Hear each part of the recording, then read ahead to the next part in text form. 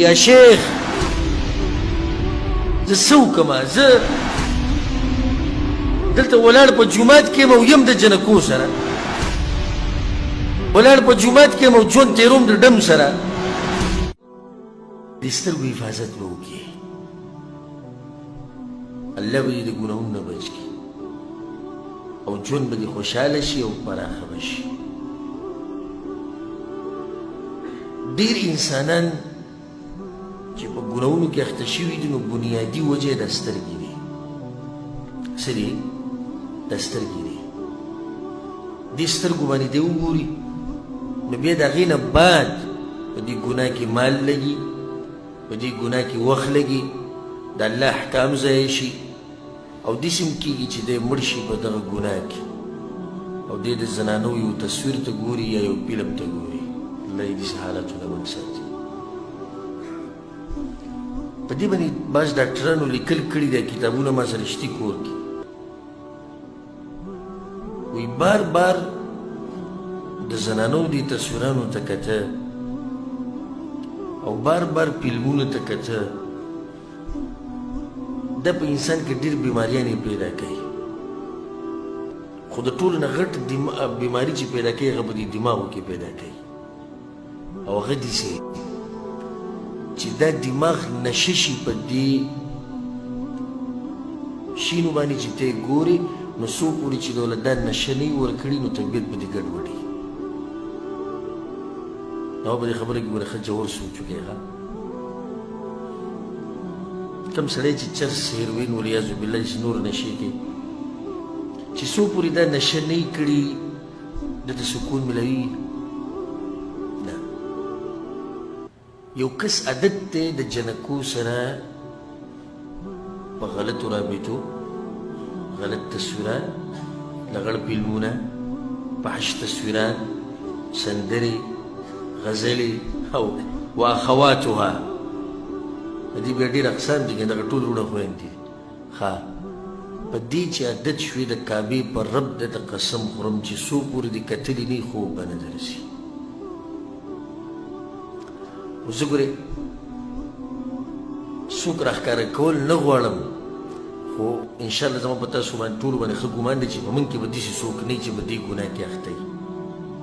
خو که څوک پکې اخته وي نو اوس به ځان له جواب ورکړی چې او بلکل دغه شان ده ما ته به یې داسې ویلي خو په زړه کې به یې ویلي چې او دغه شان ده څنګه چې تا ووایي چې دا خو نشه ده موږ یې تباه کړي یو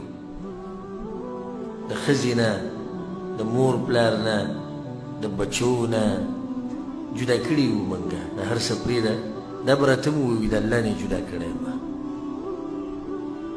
ځکه چې ته د فحش تصویرانو ویډیوګانو سره چې عادت شوې که نه د الله دې کورونو ته بیا نشي راتلی که رام شي یو 2 رکعته مونځ 4 رکعته مونځ به وکړې ډز ډز ډز ډز او بیا به تختې ځې به زر مانځه کې لذت نه وي ځکه زه درته دا ووایم په ما پسې یو عربی راغلی و مصری و په روجه کې ما سره میلاو شو او एकदम په ژړا شو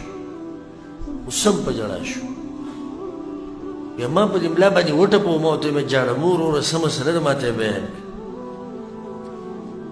وایي زه د فحش تصویرانو په دې مسله کې اخته یم او په دې ویډیوګانو کې ما توبه تې وباسه که نه وایي 4 پیرې مې توبه ویستې ده کمپیوټر یې مې ماتې کړي دي موبایل یې مې ماتې کړي دي خوند نه راکوي دا مونځ ما ته یې دقه شان ووایي زه تاسو ګوره د الله په کور کې قسم خورم ما ته یې دقه شان ووایي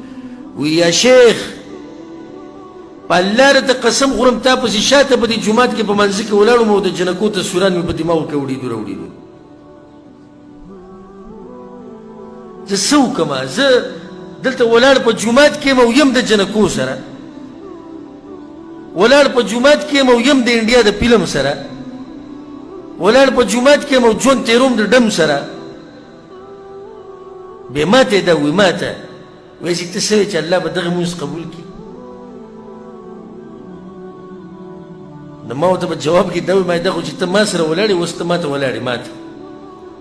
او دغه دیوال ته دې کتو که نه زه دلم خبره نه منم زه دلم یو دقیقه در کوم چې هغه زه مړم بې ادبه ولاړ ماته وګورې هغه طرف ته دا خو ته زما بېعزتي کې نو چې عرش والا ته ودرېږي او سوچ د دغه شي نو کې